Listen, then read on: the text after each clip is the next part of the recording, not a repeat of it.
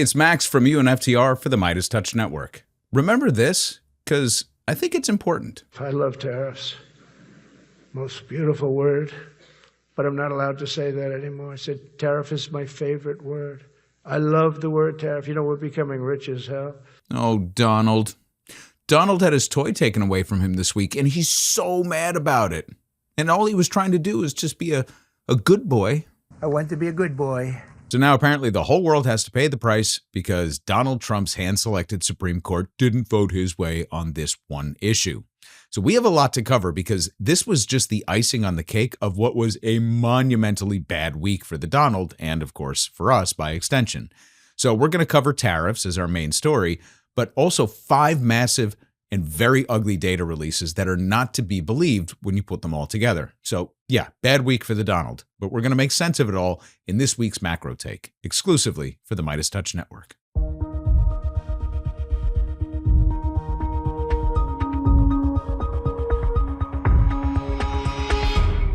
All right, so like I said, we're going to start with our top story, and then we'll get into the 5 big data points from the week that show how the cracks are really beginning to appear everywhere in the economy. So obviously, we're talking tariffs. Now, to put this in perspective, I want to share a little anecdote that pretty much sums up Trump's entire life. Now, some people cite this like it's urban legend, but this is documented. A few years ago, the New York Times did a forensic analysis of Trump's inheritance and then translated it into today's dollars. But then Forbes went one step further and did the math on what his inheritance would have been worth had he invested it into the S&P 500 and didn't file for Chapter 11 times. So anyway, they confirmed as of the 2021 article that they put out, that I'll link in the notes, that he would have been worth way more if he had just left it alone and put it in the stock market. And I think that says it all about the Donald, and I'm going to prove it today. There is nothing that this guy can't ruin. So to begin, he promised trillions of dollars in tariff revenue only to post about $260 billion for all of 2025. So again, some perspective here. That is up from about $98 billion in 2024. So not bad, right? And you can see here that it's one of the largest revenue sources for the government, now outpacing corporate taxes through the first 4 months of the fiscal year. Remember, the fiscal year begins in October. So at this pace, we are on target, or we would have been, to collect about $350 billion in tariff revenue. Now, if you want additional perspective, if you put up the entire year of tariff revenue collected for the U.S. government, it amounts to about 1/3 of Amazon's total annual revenue. Now, Scott Bessent, not worried. Neither is Trump for that matter, but they are mad. And they're going to get their way anyway because they have ways of putting on the tariffs. I can tell you that the total amount of revenue that Treasury will collect this year will be little changed.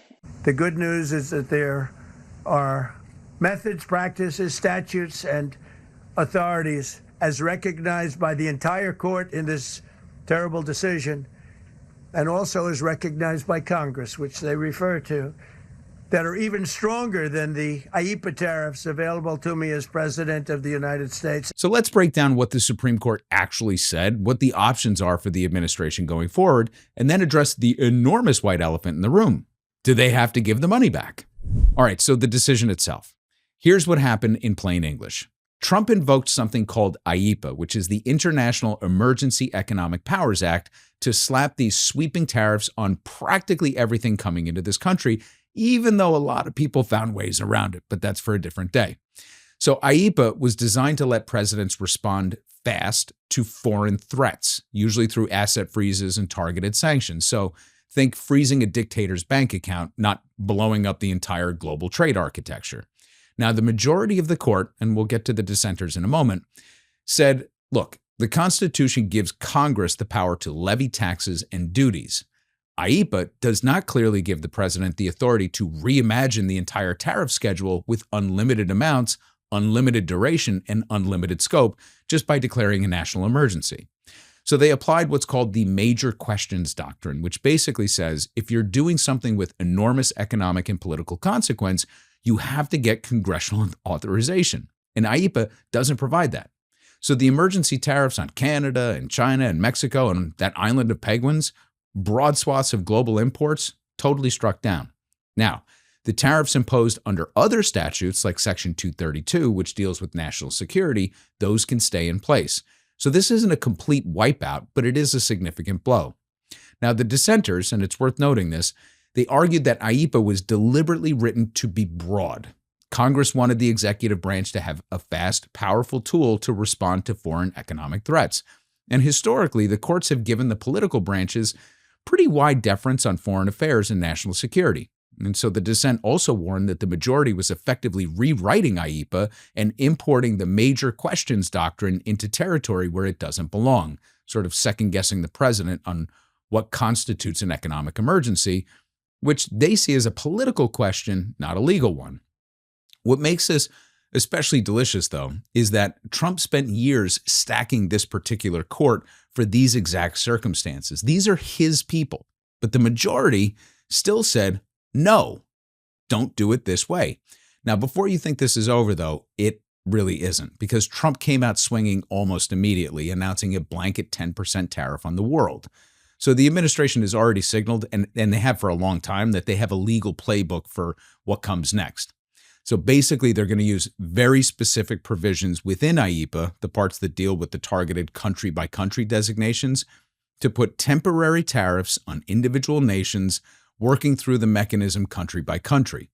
So is it more arduous and slower and more cumbersome? Without a doubt. But they're committed to pressing this agenda and working around Congress. Now, the White House is not going to back down on this. They're just going to do it the hard way, like somebody who keeps getting kicked out of the casino through the front door and then sneaking back in through the kitchen. I want to be a good boy. But now here's the white elephant in the room, which is not totally settled because it's going back to the lower courts. So here's the issue. If the tariffs were beyond statutory authority, that means they're void. And if they're void, that means the duties collected under them are theoretically vulnerable. They're just sort of sitting in this purgatory, in this limbo. And the people that paid these import taxes, they want that money back. So analysts are floating refund exposure in the range of $100 to $175 billion. Now, it won't happen overnight. It's going to be slow and contested, but the direction of travel is pretty clear here. And here's where it gets politically brutal for Trump. The entire tariff regime was supposed to be a revenue engine to help offset the hemorrhaging caused by Trump's corporate and upper-class tax cuts. That was the pitch. Tariffs would fund the government so the wealthy could get their breaks, and we'd get so much money that we could even get a tariff dividend. Please. So now that the revenue pipeline is not only under threat, the administration may have to actually pay that money back. In theory, and likely in practice, this will blow an even bigger hole in the deficit. And now for the screw job. The odd man out is once again us, the American people, because multiple independent studies have already confirmed concretely that the tariff costs were passed directly to consumers. Prices went up. You paid them. Now, if these companies get their money back, it's not like you're getting a rebate. Nothing even close to that. The shareholders will.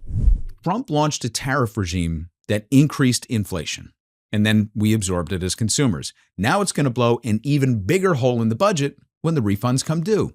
It shredded trade alliances with our closest allies. It forced the world to start reordering global supply chains around us and not in our favor.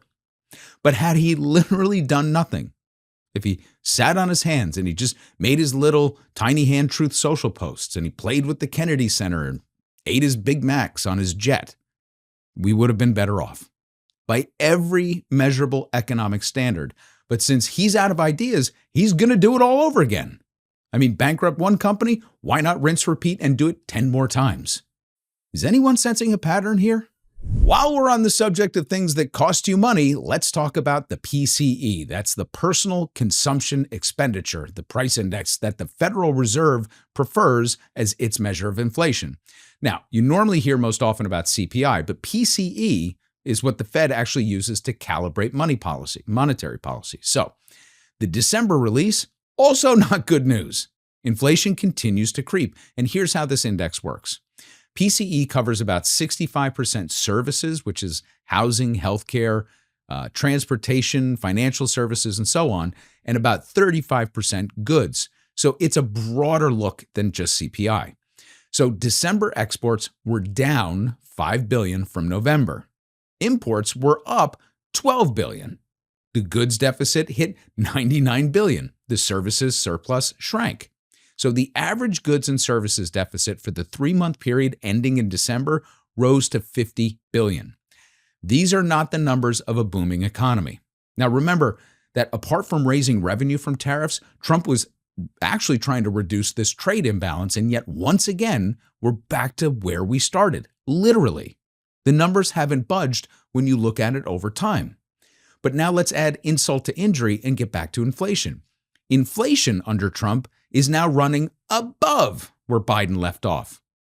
Yeah, we had a trajectory toward the Fed 2% target, slowly and imperfectly, but the trend was there. And Trump came in, launched his tariff war, created supply chain chaos, and inflation came back above where he inherited it. Had he done nothing, once again, if he just sat there and let the existing trajectory play out, we would have been closer to the 2% target, and the Fed might have cut rates even more, which is what he wanted. Working families would have had a little more breathing room because groceries and rent and all that stuff would have come down. Instead, we have a president who created an inflationary environment, denied it, blamed Biden for it, and is about to double down on the exact policies that caused it. But wait, there's more. All right, let's keep piling on. The jobs report. For the week ending February 14th, initial jobless claims came in at 206,000. Now that's down 23,000 from the prior week, which sounds good until you realize the prior week was revised up by 2,000 to 229,000. So the 4-week moving average sits at around 219,000. Now, insured unemployment, which is the people that are still collecting benefits, is at 1.8 million. It's stuck. Here's the bigger picture.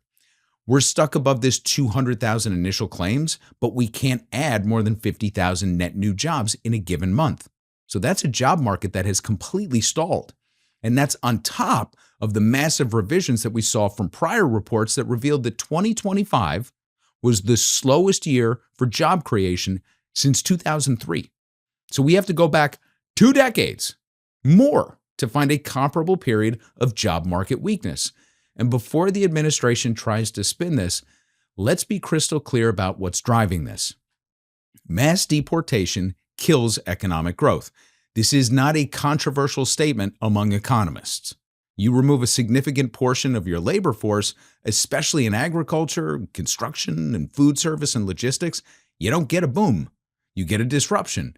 You get supply chain problems, higher costs, and a chilling effect on the entire economy because businesses don't know who they can hire and who they can keep. And everyone told him this would happen. The data confirms that it did happen. And on manufacturing, the great promise of it all, the great return of jobs, the hats and the rallies and the steel mills and the truck driving and all that stuff, tariffs do not bring manufacturing back. But you know what does? Massive, sustained government investment into cutting-edge industries, not data centers, industries. Tax incentives tied to domestic production, workforce development, a comprehensive multi-year strategy that coordinates public and private capital toward very specific goals, like the CHIPS Act or the Inflation Reduction Act. Investment into giant renewable energy infrastructure, which has a larger benefit to society, and longer-term employment, all of which he killed. He just gutted those programs. He reversed the incentives, declared war on clean energy, stuff that was actually starting to attract investment and create jobs in rural America. So if he wanted manufacturing to come back, he had a path. It was all right there. So now we have a jobs market that looks like 2003, an immigration enforcement regime that's removing workers faster than we can replace them, and a tariff strategy that has never in the history of economics succeeded in isolation. In other words, the pattern continues. But I'm not done. Let's talk GDP because the hits just keep on coming. The advanced estimate from the Bureau of Economic Analysis shows that real GDP grew at an annual rate of 1.4% in the fourth quarter of 2025. So that's October through December. Now, in the third quarter, it was 4.4%. Now, we've already debunked the whole 4.4% in a separate video, but we'll have to rehash a little bit of it here because the same rules of the road apply to Q4. GDP can be a deeply misleading figure depending on what's actually driving it. So let's dig into it. Goods were down, services were up, and within services, the leading driver, once again, was healthcare. So in non-economist speak, this means that people were rushing to use their health services before their premium subsidies ran out. Because of policy uncertainty, because the threats to the ACA and to Medicaid and to the subsidy structure, Americans accelerated healthcare spending in the back half of the year. Now, we also have an aging population consuming more care. Now, is healthcare spending in GDP a positive economic indicator? In a narrow accounting sense, yes. In reality, I call it sick care GDP because it means that people are sick and scared about their coverage. That's not growth. That's a warning sign dressed up in a positive number. Now, travel was also up, specifically international travel into the United States. And this is where it gets interesting.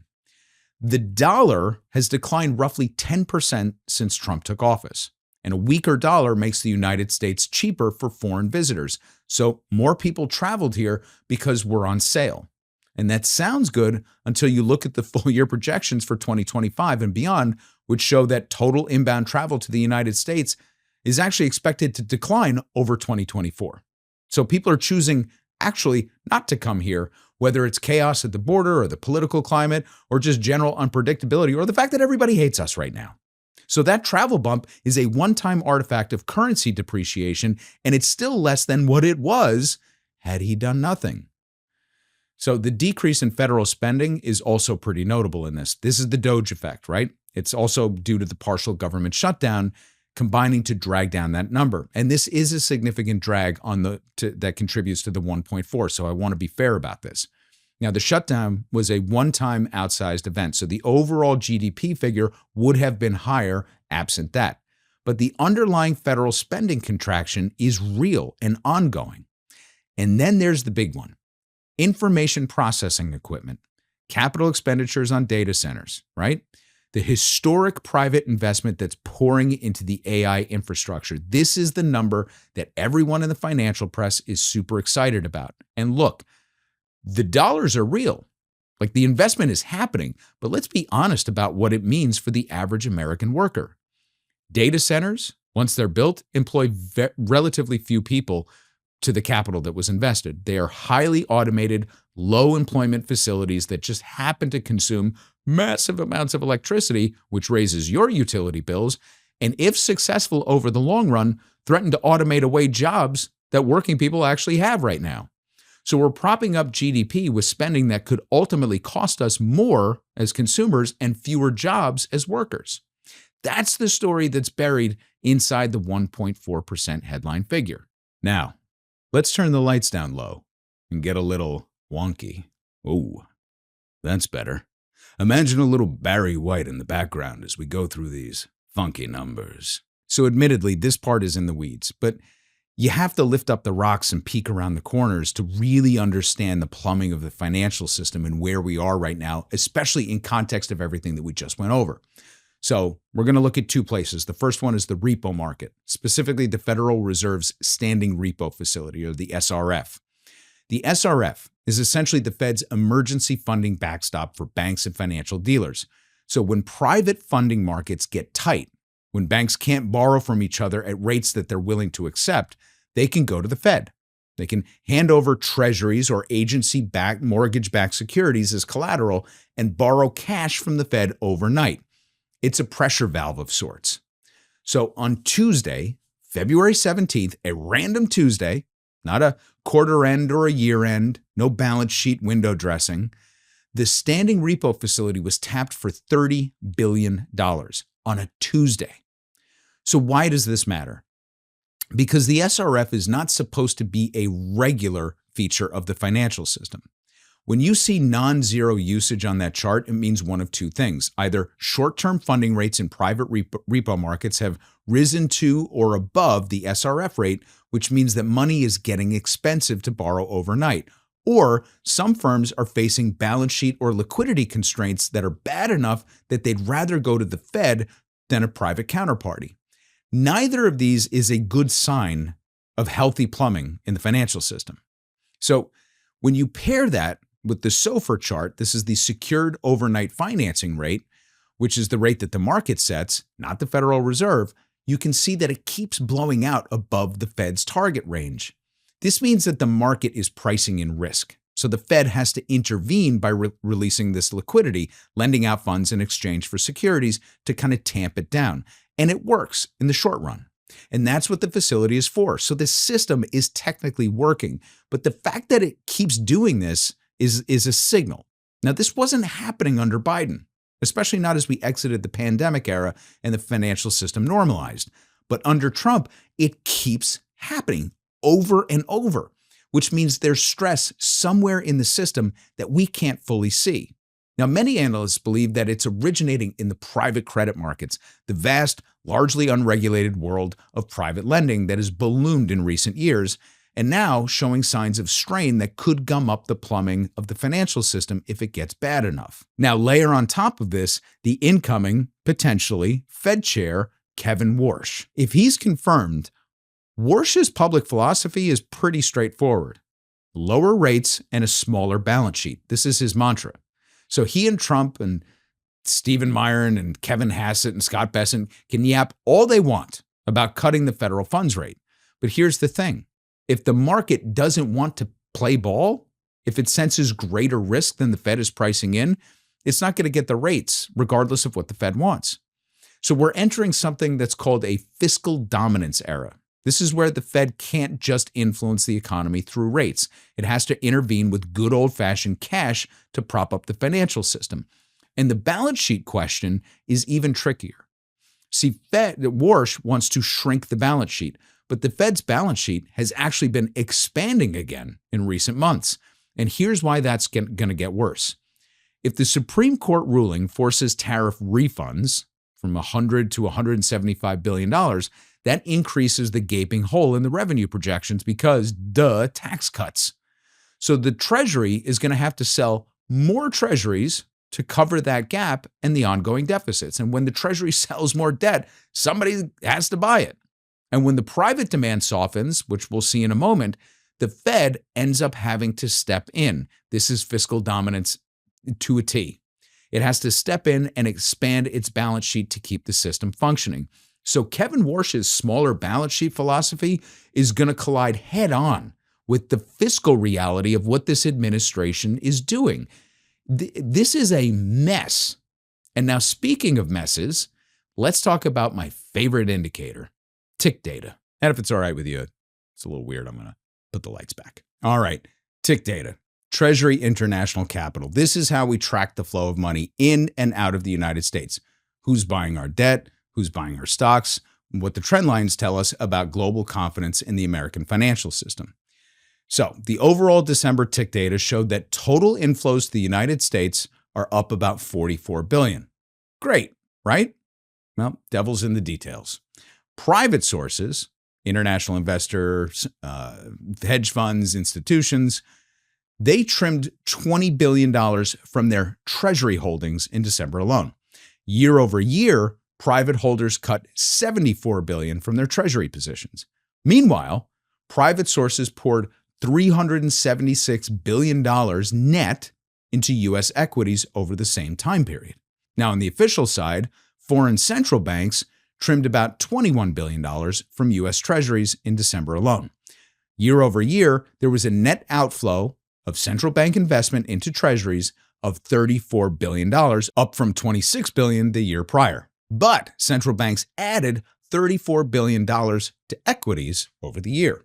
So here's what all of this means. The money that's flowing into the United States, both private and official, is going into equities and away from U.S. Treasuries. This is the sell American narrative, but it comes with an important point. They're not selling American companies. They're selling American government debt. They're buying into the shareholder class, but they're abandoning the sovereign debt market. And this matters enormously because the United States funds its deficits by selling treasury bonds. If foreign buyers, private and official, are consistently trimming their treasury exposure, we have to find new buyers, or we have to do it ourselves. It also means we might have to offer higher yields. And higher yields means higher borrowing costs, and higher borrowing costs means interest on our national debt, already the fastest growing line item in the federal budget, and it just goes around and around. So with deficits about to expand even more because of tariff revenue shortfalls and the tax cuts for the wealthy, and now the potential refunds, we need the Treasury market to function really, really well right now. But right now, the trend lines are not going in the right direction. All right, I'm going to show my age a little bit here, but does anybody remember the old Woody Woodpecker cartoon where the narrator keeps coming on and saying, if Woody had gone right to the police, none of this would have ever happened? Well, that's Donald Trump. That's this entire economic situation in a nutshell. If the guy just sat on his hands, right, he might have actually had a successful first year. The inflation trend was going in the right direction. The job market was reasonably healthy. Interest rates were coming down. Things were not perfect, but they were trending better. Instead, he had to be president and just do things. He had to blow up the trade architecture. He had to mass deport the workforce. He had to kill industrial policy that was starting to work. He had to do it all at once, faster than any administration in modern history, with the restraint of a toddler. The American economy is the modern version of Donald's inheritance. This guy never got a gift that he couldn't squander. But the difference is that when Donald's companies went bankrupt, the creditors and the employees paid the price. This time, it's you. It's me. It's all of us. We're all paying the price for this guy's incompetence. For the MeidasTouch Network, I'm Max from UNFTR. Links to the data that we sourced and the stories that we cited are in the notes, and you can find me on YouTube at UNFTR. And don't forget to sign up for our free weekly newsletter at UNFTR.com, where you can also peruse our articles, podcast archive, progressive resources, and original content. This has been the Macro Take exclusively for the MeidasTouch Network. And I'll see you online. Want to stay plugged in? Become a subscriber to our Substack at MeidasPlus.com. You'll get daily recaps from Ron Filipkowski, ad-free episodes of our podcast, and more exclusive content only available at MeidasPlus.com.